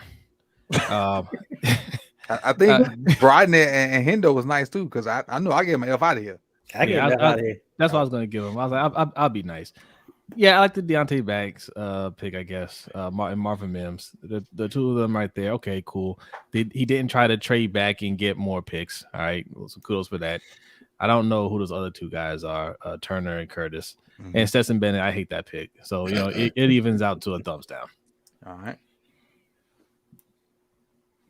Oh, so we'll go straight in the tank. Forget the other stuff. Hey. We go straight in the tank and run this thing up out of here. Tank. Obviously, Ryan has a gazillion Instagram followers, and he asked for this fight. And correct me if I'm wrong when I say this, Jose and B and Mike. He gave up a lot of stuff in the contract just to have this fight. They went on Kai Cent's Instagram page, and if you don't know who Kai Cent is, he is the most popular Twitch streamer out there, even though he's suspended right now. Black kid. In the month of this is April, in the month of March, he made about $2 million off of no, not in the month of March. In this year, 2023, he's made about $2 million, which seems like it is a lot. But when you think about it, Twitch has made 10 to 15 off of him. Yeah. But right now he's the most popular Twitch streamer. He's suspended right now for sexual content because of GTA, which we know on GTA you can go in a car and have sex. So really, how long is he suspended for? Because this is like his 3rd suspension, so I don't know. Okay, I'm about to say this. When you made they just celebrated him like 3 weeks ago. Yeah, you made $2 million so far this year. You're not suspended. You're on vacation. Right. That too. Yeah. But anyway, he just fine. They basically said they was gonna bet the whole pot, which after the fight, Tank said, I didn't know that. I think Max Kellerman said it this morning that people do that, the boxers do that all the time, but they never really follow through on it. Right. Yeah. So I'm gonna let Jose B and Mike kind of start us with their take on Tank, even though they streamed after the fight. I was in there watching on their stream. And the good thing is this thing didn't last in the wee hours. So that was a good thing about it. But tell me, quickly, because we're gonna try to get out of here. your synopsis about the fight, Jose. Yeah, so Ryan didn't give up. I mean, he didn't sacrifice anything to make this fight happen, right? They're both estimated to get paid at least like $50 million a piece, right? So Ryan Garcia was in a win-win situation. He was never on Tank's level. Like, some people bought into it because he's popular, but most boxing fans really didn't believe in Ryan Garcia like that. In fact, up until this point, they thought Ryan Garcia was just an Instagram boxer. He was never going to fight anybody serious. So just for taking a fight, he got a lot of respect from fans, right? And going in there, yeah, he got whooped like we expected him to get whooped. But $50 million though. That's the estimate. I'm not sure what their purse was. Fight again. But that combined, but that's the thing with Ryan Garcia. He was already making millions before this, right? Oh, okay. I mean, his last fight, his boxer trunks was sponsored by Christian Dior, right? Like he's the most popular. He's the most popular boxer, right? I heard the term social media boxer. Is that? Yes, it's weird with him, right? He's the most popular boxer, but Tank is a bigger draw. Like, people are going to pay more in pay-per-view to watch Tank fight. But Ryan Garcia is the more popular boxer, which is why this fight was huge. But I saw some real people saying Ryan was going to win or had a chance to win. Yeah, I mean, listen, boxers get it wrong too. Okay, pros get it wrong too. The thing why they thought Ryan Garcia had a chance is because he was naturally bigger. He looks like he's the faster fighter, right? He's got excellent hand speed, and Ryan Garcia isn't whack. He's a good fighter, but he doesn't have the footwork. He doesn't have the experience that Tank has. Tank has been in there with some real dogs, and Ryan Garcia has not. And it was easy for Tank to take away his top weapon, which is his left hand, right? He wants to throw that left hook, and Tank just stifled it the whole fight, and he set him up nicely. That knockdown right there, he set him up the same way he knocked him out with, right? He forced Ryan Garcia to loop around his jab, and he ducked under it and caught him with the left hook. That's what put him down right there. And then it's the same thing with the body blow. He just got low and just hit him with a gut punch. And Ryan said no mas. I come to you, Brian, but I'll say this, and I don't know if how you guys feel about that, but when it happened in live action, I didn't see the punch. I was wondering what happened. Yeah. Oh, the knockout. Yeah, I didn't see the actual knockout punch either. Because he just he backed up kind of normally, acting like he was just kind of backing off, and then he just kept going back, and then he took a knee. I didn't initially see the punch, but yeah, I mean, when you show it in slow motion, you can see the reverberations through the rest all of the through his show, right? And he say, "Yeah, no, Ryan, you go ahead and stay down." But yeah, like I said, this was Ryan is an incredibly popular fighter, and a lot of his fans thought that he was going to win just because he got his fans on Instagram and they don't know anything about Gervonta Davis. A lot of people don't give Gervonta Davis the credit that he deserves for being as skilled as he is. And Jose said experience. I'm going to say intelligence, because Gervonta is a very intelligent fighter and Ryan Garcia is not as much. I think that right now at 28, he's undefeated. He just knocked out Ryan Garcia. He is the man in boxing outside of, the Canelo and Fury, because the bigger guys always get the pub. But, but to Ryan's credit, he does deserve props for making this fight happen, right? Like Tyson Fury's running from a Usyk fight right now. You got Bud Crawford not willing to make the Errol Spence fight. You got Canelo, kind of maybe chasing after a Bivol rematch instead of defending his titles at 168. So it's not often that you see guys, especially that young, protecting an undefeated record, put it on the line against a fighter like Tank, who, look, all the trash talking and everything aside, Ryan knew that Tank was a more skilled fighter than him. He was hoping that his hand speed and his power and his size would make up for that, but it didn't. Skill wins out most of the time in boxing. Power is, people call it the great equalizer, but it's not really. Your footwork and boxing IQ is the great equalizer. You can neutralize somebody's power pretty easily most of the time if you have the skill. And that's what happened to Ryan. He couldn't get off his one punch, and Tank put him away. And Tank mentioned that in a bunch of the pre-hype stuff, all you guys are left hook, and he took it away, and it seemed like he couldn't, find something. He didn't adapt. Mike? Yeah. Oh man, look, what we saw was, to me, pound for pound, the best boxing in the world. Tank, as Rodney said, people get caught up in Tank's power, right? Because we see what he do, we see him knock cats out. But his ring IQ is second to none, and everything that he does is calculated. If you go back and watch those, the fight again, you'll see that he sets up everything. All the two knockdowns, he set them up. The first one is the exact same setup that he did the fight before with Rolly. Well, two fights before with Rolly. That's what I thought. Same thing. He baited Ryan into being aggressive, just like he did Rolly. The crowd, was getting Rolly and Ryan.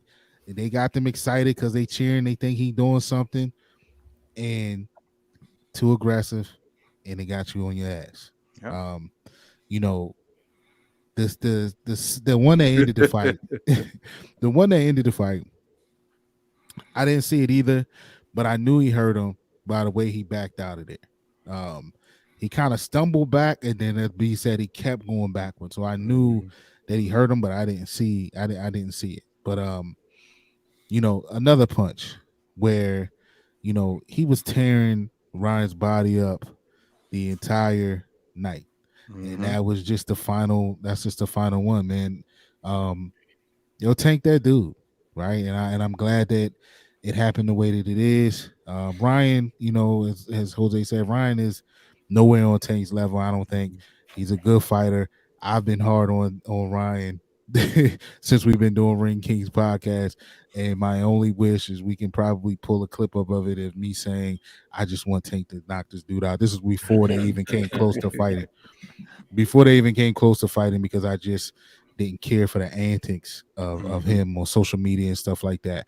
But I do give the kid props for stepping in the ring. I do give him and Tank props for making this fight happen. Hopefully, this is the start of us starting to see mega fights like this. Hopefully, this is the start of us seeing the boxers get in the forefront of their own careers, their own destiny, and they start making these mega fights because the promoters have been in the way for a long time, just because they have their own issues with each other. So those two kids or gentlemen, young men, they did something that we honestly didn't think or expect that we would see. So hopefully, again, this is the start of those things. But man, look, Tank is that guy, man, and it's time for the world to recognize him, not for just his knockouts, but man, just for his ring IQ and his generalship in there, man. He's that. I'm not just saying that because he's from Baltimore. He's that, man. So if you haven't really checked him out, you just learned about Tank from this last weekend, man. Go back and watch him, man. He's a lot bit bigger than just knocking cats out. Right. I'm sorry. Go ahead. Oh, I'm sorry. I was gonna say to Enzo, who says Spence is not making the Bud fight. Listen, they were negotiating that fight, and one of them was also negotiating with BLK Prime, baby. And set up a fight with David IvanEvans, who nobody wanted to see and nobody watched, and it wasn't Errol Spence. What I was gonna say was Hendo and Chris. I kind of let the resident boxing guys go. If y'all want to add into Tank, that's why I kind of stayed back, because I know that's their thing. That's their, Appreciate you, Coach. Yeah, I mean, all I'm gonna say is Baltimore dude doing Baltimore things. Chris, you good? Yeah, nah, like piggybacking off what Mike said, like a lot of people just think he's going in there and just knocking dudes out, and that's it. Like it's just power, like just pure power. And I think that was on full display where you see Tank is more than just power. He's a smart dude in that ring. And I think it was the Leo Santa Cruz fight where he spoke about it afterwards. And he's like, he's saying while he's in the ring, he's like, is this dude really going to throw 3 straight rights at me? And he throws one. Tank kind of ducks under. He throws another one. And then Tank was like, I know he's not going to throw a third one.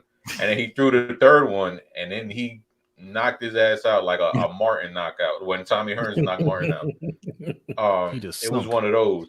And, a dude that's thinking like that in the ring, that's not just a dude who just has power. That's a guy that's smart, that's calculated. And you see it in this fight, where when, I think it was the second round where Ryan Garcia kind of put his foot on the gas a little bit, and Tank kept his composure, waited for the opening, waited for him to get overzealous, put him on his ass. Sure did. And, that's a smart boxer right there. So I was glad to see him put that fight IQ on full display so people could just stop only labeling him as a power puncher and that's it, because he's way more than that. And I'll close the discussion out by saying that when Ryan kind of went in and was trying to kind of going at him, I was like, in my mind, don't do that, because that's what Rolly did. He gonna get you. And even though I'm rooting for Tank, before I could even process that thought in my mind, and keep in mind, I'm laying on the floor watching this. So when Tank, when he hits the ground, I'm on my feet before Ryan hits the floor. And I told you, to my wife, like I told you, like we argued, even though we didn't argue about it or even talk about it, because I think we both were rooting for Tank. But when he hit the floor, I'm like, I told you. I'm like, well, who I told? I was just that much into it, right, going forward. And people, and I'm gonna close this out. People were earlier today were talking about the bling and mentioned, Coach, you iced out today. I just want to throw up this right here because Hendo always talking about it's gonna be his. But again, in order to win a shot at this, in order to win a shot at this Cuban-like link, you need to join the Patreon. Any level of Patreon will get you in, and you can get into my fantasy football league. And this is the prize for the first league. We got 4 spots left. 1, 2, 3, 4 spots left. So again, join the Patreon. Any level gets you this. We also got the Purple Chalice that you saw us all tip at the beginning of the stream. Go to the Patreon and be a Gunslinger member. That will be on the way. D Weezy and Naughty Nard, y'all should be close to getting your stuff. Naughty Nard actually got his, but I'm gonna have to put these hands on the post office and do that. But once I put these hands on the post office, y'all know y'all get y'all stuff right. So if you want any of those 2 gifts amongst other things that's coming up, there's gonna be a ton of stuff going around once the season starts. And go ahead and join that. And if you just want to support the channel, that's the best way to do it in my eyes. And to close out, let's kind of get where you can get with everybody, and we'll start. We all normally have these guys go last. We're gonna let them go first today. Jose and B, y'all go first. Yes, we are the Lunch Break Hot Take. We do a live stream every Wednesday night at 7:15 p.m. Eastern Time, followed by the Overtime Show, which you can find on patreon.com/LBHT Show. Also find us on Ring Kings Podcast. Like we were just talking about, we did a live stream Saturday night for the Tank Davis Ryan Garcia fight. You're going to see some more clips go out throughout the week. And we'll probably dropping another episode this weekend, so be on the lookout for that. But also, LBHTshow.com. LBHTshow.com. Make sure you guys go over there. Sign up for the newsletter. It's not an actual newsletter, but we'll send something out, some correspondence out where we have tickets go on sale for this meetup that's coming up August 4th. Okay. Any other announcements? Actually, we are going to do a newsletter at some point because we need to make sure that you guys know when we go live or we have anything going on. Don't worry, we're not going to spam you weekly or anything like that. But when we have announcements, we want to be able to get the information to you guys. So if you could, please, lbhtshow.com, sign up. B, you got anything to add to it? Lakers are up by 8 right now. Hey, B, I'm gonna keep it a buck with you. I ain't gonna say I'm a Laker fan. I really hadn't liked the Lakers since the early Kobe and Shaq days, but I am rooting like a mug for them because I hate Dylan Brooks. We all do. We all hate that. And even though the thing with because he disrespected a GOAT. Yeah, Dylan Brooks is a clown. Chris, go ahead, Chris. Been that way for a while now. You catch me on the Deep Cover Pod. We're gonna be dropping an episode hopefully on Wednesday, right before the draft. So be looking out for that because we're gonna do the mock draft where we do every Ravens pick. And I'd probably be better than Ryan Minks and the other Garrett Downers. Yeah, Garrett Downers. So check that out. All right, Mike. Yeah, man. Look, I am Mike, or they call me OTR Mike, host of Open Mic with yours truly. As I like to say, man, that is the show where the mic is open for any discussion, no matter what it is, who it is, or where it is. If you are not subscribed, go on over there and subscribe to that channel as soon as this live ends. Man, if you want to listen on your way to work, or as you're working out, or as you're sitting on the toilet, whatever you want to do, I am on all your favorite podcast streaming platforms as well. And if you go that route, man, please give your boy a 5-star rating. It just helps us get seen out there, man. I already appreciate y'all enough, man, and I appreciate y'all in advance. For those who have not subscribed, and that's going to go over there and subscribe. My Patreon, man, is also up. Thanks to Hendo for reminding me. Go to patreon.com// whatever it is. Open Mic with OTR Mike, man, and check out what I got there and what I'm offering, man, and support the show if you don't mind. And we'll see y'all. Oh, we got a busy week this week. I was gonna say next week, but we'll see y'all at the end of this week. Yeah. Can I add one more thing? Go ahead. Mm-hmm. I just realized Ring Kings Podcast is 5 subscribers away from 300. Come on, y'all. Hey, let's get it. I just realized that. Realized So how many away? 5. Yeah, come on, y'all. Right now. right now. Just 705 of y'all. Matter of fact, let me put it in the. That'd be great. Let me tag them right now. Hold on. Let me put it in the. I'm gonna put it in the description. I should have did this from the jump, but I was trying to watch. I just looked at it. I was like, oh wait, we are close. Mm-hmm. Appreciate you guys. They're tagged in the description. So if you go to their description, hit the link, it'll take you straight to the page. Even if you go ahead and do it right now and don't come back, that's satisfactory today. Today, that's satisfactory. Today, they only. Hendo. You can find me at the Rogue Pod on Facebook, Instagram, Twitter, TikTok, everywhere you find your audio podcast. I will be there. Also, do a show every Sunday at 9 p.m. You can find myself and co-host Brodney and Suge on Steel Conspiracy. Tuesdays, 9:15 p.m. You can find me every Friday at 6 p.m. with my man, Mr. Galloway, on Electric Relaxation with Mr. Galloway, talking everything hip-hop, especially old school. Saturday nights, you can find me on Hanging with Hendo. We're not doing one this weekend, I don't think, to be determined. But also you can sign up to my Patreon, patreon.com/ROUG. You can get the fantasy football, the Pick'ems League. You can request videos. You can hang out with us. Now, for all of our Patreons, after we do live streams, we always have an after stream hangout. So if you like the discussion format that we have right here now, if you sign up to any of our Discords, you can also get that, because we talk sports, we talk life, we talk everything. So if you want to be a part of it, make sure you sign up to one of these Discords. And also, you want the ring. I ain't wear it today, but it's, you want come on over, see if you can take out the Kang. No, Coach, I'm not wearing something that nobody's won yet. So you ain't wearing that belt, you be wearing it. That's Jose belt. That's right. It's my belt. It's my belt, B. This is my belt. You agree we would share it? It's like it's both of ours. That's right. All right, it's both eyes. You just keep it at your house. And for me, obviously you can find me here at Sip the Tally Films, but also go to more Sip the Tally. That's the up and coming. That's my junior. That's for the streets over there. Tomorrow at 7:00, we have a huge interview on More Sip the Tally with I know him, and most people know him. One of the YouTube draft gurus, Botch Lombardi. That video is dropping at 7:00. We had a great interview that probably could have went on for 3 or 4 hours, but we shut it down. I told him I needed 15-20 minutes of his time. It ended up being an hour. So because when we get together, we always talk good ball. And actually, just like how organic this thing came about, we also got an idea for next draft season that we're gonna do, and you'll hear us talk about that in that interview. So what I'll do is I'll tweet it out from my Twitter page, and I'll also put the link here, on the community tab once it pops up. But please go over to More Sip the Tally. Subscribe. What you laughing at, Brian? I'm laughing at Mr. J's. The Y in your belt is silent.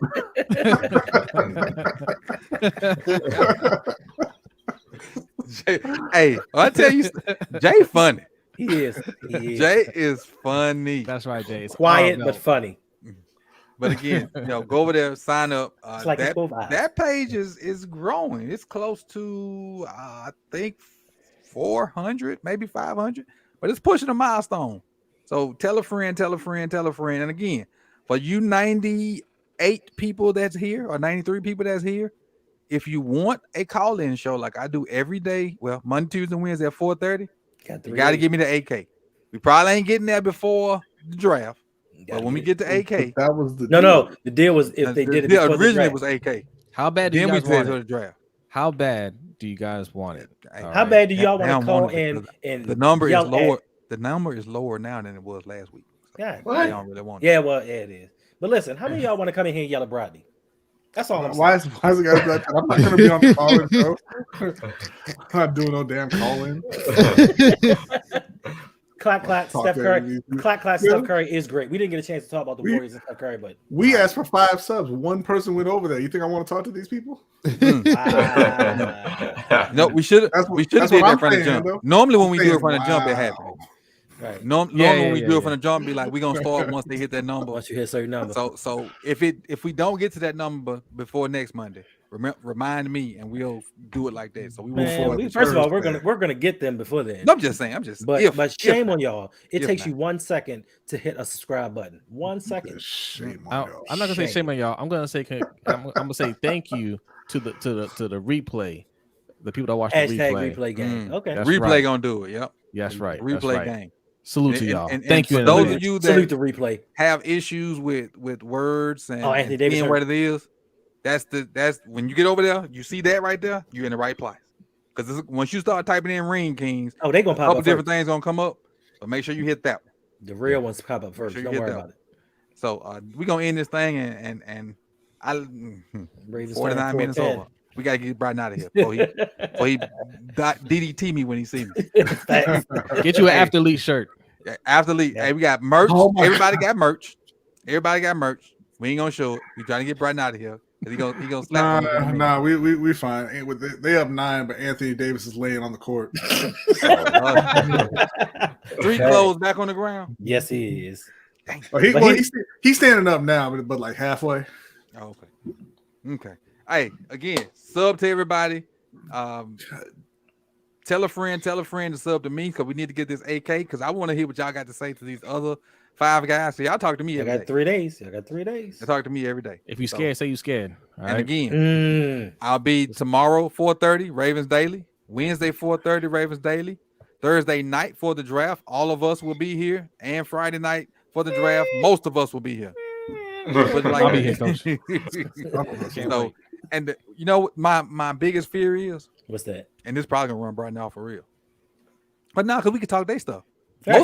Most of the Thursday would be probably talking about Brian's team, but we could be here Thursday and not see a Ravens pick. This is true. Oh, yeah. It's happened before. It's gonna happen. So It's very likely. again, I appreciate everybody out there. I appreciate y'all for stopping through. Being honest. Make sure if you can come through the Ravens Daily at 4:30. That's always fun. The call lines are open. Get in line early so you won't be on hold for a minute. But I figured out a way that you don't have to listen to the elevator music while you're on hold. That was my fault. Them first 2 weeks, blame me. User error. But now we're at the point where you can hear the show while you're on hold. So don't be afraid to call in. The elevator music won't bore you to death and have you about to run off the road. So appreciate you guys, man. I appreciate the panel for coming out with me. We a couple months from a whole year, man. Thank you, Will G. Appreciate it, man. Yeah, A couple months from a whole year. So I appreciate y'all. Appreciate it. Last year. Right. See y'all see y'all tomorrow. Y'all see Hendo and Bryden tomorrow. Y'all see Mike earlier today. You'll see Chris Thursday and Thursday night. You'll see all of us Thursday night, and you'll see some of us Friday night. And then Saturday, we F out of here. Let's break hot take Wednesday. I missed 7:15. him. My bad. That should have been the man when I said 7:15. We're good. I got a B schedule. was hoping. B was hoping when you said, you know, how He might take Wednesday off at this point. Yeah, Right. B like, I'm taking one of them days. Like, He not already said he taking Friday off. First of all, B gonna be there Friday. why would I be there Friday? Because you are. You're a professional. Professionals get paid, man. And we mentioned Steel Conspiracy, Jay. I mentioned that before. I mentioned So did I. Hot Take. I said, Brodney and Hoes. Yeah, I don't Sure. like you putting Hoes. labels on me. By the way, hoes Hendo. before bros. Time to Hoes, go. what? labels. Time to What kind go. of label? Y'all gonna get us kicked off. Come on, man. Right. We at $2.99. We need one more. One more person. One more. One more Just person. Just one. Hey, hold on. Hey, Jew, if you still out there, go subscribe. Jew and Ballhead. Right. Jew, I still see you there. Go subscribe to Ring King. I think he said he already did. Oh, Jew Jew did. Salute. Appreciate I you. think Jew, go over there. One man had a broken finger. Where Ballhead at? Who had a broken finger? De'Aaron Fox. Yep, he did. Oh, Yeah, he got a broken Broken finger. Yeah. He Yeah. might not play. Talking about he not clutch. This has to be Man, the. I'll say this. This has to be the first player I've 300. seen Y'all got 300. so many Thank y'all. superstar Appreciate players. This has got to be the first player I've seen so many superstar players go down. Just with go down. injuries in the first round. Nah, y'all. are you forgetting the year that Phoenix earned their way to the finals? A lot of people went down that year. I mean, All of them went down that yeah, year. pretty much. Every team they played, their star